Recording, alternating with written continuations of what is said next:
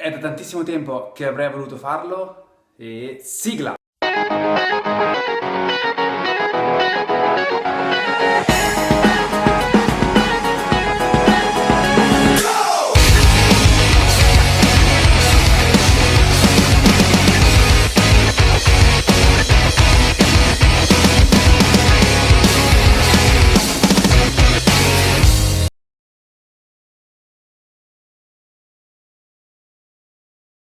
Ciao ragazzi e benvenuti in questo nuovo video.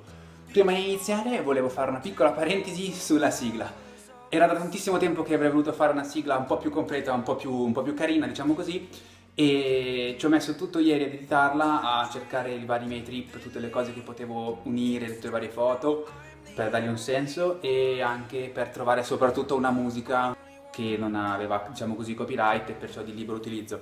Appena ho sentito questa canzone l'ho fatta mia perché veramente ci azzecca in una maniera veramente eccezionale.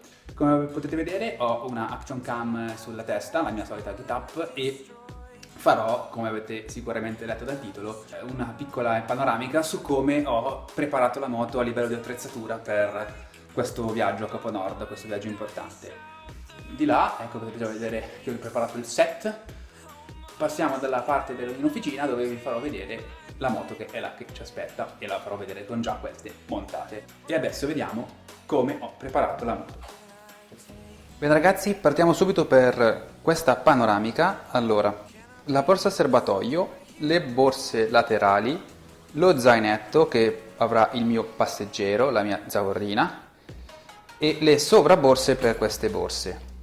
70 litri, 30 litri, 100 litri, 140 litri, 165 litri in totale, 160-165 litri. Perciò, a parer mio, non sono 300 litri di carico, ma voglio dire, siamo su una moto, siamo in due, più o meno un 80 litri a testa, non è poco. Faccio vedere una mia invenzione. Allora, queste sono delle coperture termiche onde evitare che prendano fuoco sulla marmita o che si scaldino troppo. Non entra l'acqua perché ho fatto questa piccola invenzione, diciamo così, ho forato la borsa in maniera molto millimetrica, ci ho fatto passare queste vitine a brugola, ci ho messo sia all'interno che all'esterno delle guarnizioni OR a tenuta e ci ho fatto delle prove e non entra minimamente una goccia d'acqua. Per Capo Nord sono passato anche alla scelta di queste borse. Adesso una ha dentro già delle cose, giusto perché stavo facendo delle prove per vedere come si diventavano a tubo, e devo dire che effettivamente diventano compatte, come vedete. Sono anche esse della Give, sono già waterproof queste perché la mia idea è quella di, appunto, le alloggerò sopra così una volta aperte e quindi non ci saranno, immagino, problemi. Farò poi la prova qua delle cinghie a cricchetto piuttosto che dei tiranti per tenerle vincolate a loro. Si aprono veramente con uno strap e sono pronte. Zainetto Course, veramente ben fatto, anch'esso comunque è waterproof, è veramente bello. Ci stanno al suo interno circa 24 litri e qua comunque pensavamo di portare ovviamente le cose più leggere in assoluto, un mini computer per eventualmente scaricare i file, le varie cose di montaggi, video, foto, onde evitare di stressare la schiena del passeggero. In un viaggio così è ovviamente importante essere comodi.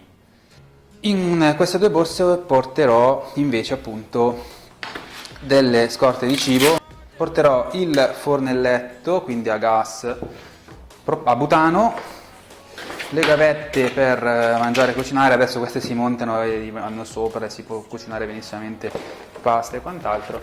E queste sono le cinghie che Givi fornisce con le borse. Bene, e adesso ce ne andiamo in officina dove ci sta aspettando, eccola qua, la moto, la Z. Come potete vedere ho montato l'attrezzatura, ovviamente non è la parte definitiva, ma è giusto per rendervi l'idea di come sarà la moto in viaggio. Quindi attacco Tunlock, che ora vi faccio vedere quanto è comodo, vedete? ed è agganciato, le borse laterali montate sugli appositi telaietti. Ora vi faccio vedere gli appositi telaietti. Sono ovviamente Givi, hanno un kit per essere montati sul portatarga non originale e sono perfetti per la moto. Come vi dicevo, la parte dello scarico, che nonostante sia comunque lontano, ma comunque scalda. Faccio vedere come ho preparato la Z. Prima di tutto selle della Shad, veramente bellissime, veramente alte, guardate che selle per viaggiare. E devo dire che qua si possono fare 500-600 km sulla Z senza nessun problema alla schiena o al nostro amico posteriore. Frontalmente, come potete vedere, ho una porta USB che in caso di emergenza posso attaccarci i device e ricaricarli. Questa porta USB è dotata di un fusibile, chiaramente, e questo fusibile è qua sotto, connesso chiaramente alla batteria e tutto. Questo perché così in caso di problemi, come sapete, si rompe il fusibile, non si rompe l'impianto della moto, che deve essere più stabile possibile. Ulteriori modifiche sono state cambiare le molle delle forche anteriori con delle molle Öhlins, il mono posteriore, che adesso non so se riuscite a vederlo, ma ho messo un bellissimo Öhlins e devo dire che è spettacolare questo kit DR46. Le borse laterali, come potete vedere, sono veramente, adesso non sono neanche fissate al di sotto, ma sono vuote eppure sono stabilissime, quindi la Givi ha fatto veramente un ottimo lavoro e comunque questi fissaggi, come li ho interpretati io, aiutano veramente tantissimo a tenere le borse stabili. Queste sovraborse ovviamente saranno legate, come vi dicevo prima, alla moto tramite i telaietti, quindi io passerò delle cinghie qua al loro interno, le girerò al di sotto e le stringerò, così in questa maniera avrò ulteriore capacità di carico.